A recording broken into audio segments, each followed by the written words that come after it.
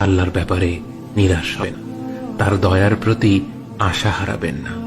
যখন কোনো বান্দার জন্য দুনিয়া সংকীর্ণ হয়ে আসে, বিশেষ করে যখন আপনাকে মানুষ পরিত্যাগ করে, এবং বিশেষ করে এমন কেউ যার উপর আপনি আস্থা রাখতেন কিন্তু সে আপনাকে নিরাশ করেছে, আপনি আল্লাহর পরে তার উপরে আশা রাখতেন অথচ সে আপনাকে লাঞ্ছিত করেছে, সেই সময় জেনে রাখবেন যে আল্লাহ চাচ্ছেন আপনি তার শরণাপন্ন হন।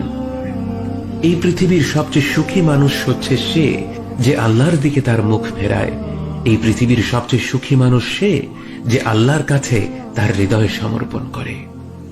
মনে রাখবেন যে আপনার একজন মালিক রয়েছেন যিনি আপনার প্রতি আপনার নিজের নফসের থেকেও দয়াবান, যিনি আপনাকে ভালোবাসেন এবং ভালোবাসেন যে আপনি তার কাছেই আশ্রয়ের জন্য ছুটে যান আর তাকেই আপনার দোয়ায় ডাকেন।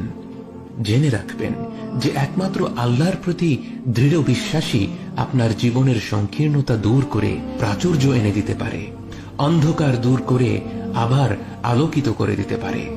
আপনি জেনে রাখবেন যে আল্লাহ আপনার প্রতি আপনার নিজের থেকেও বেশি দয়াবান।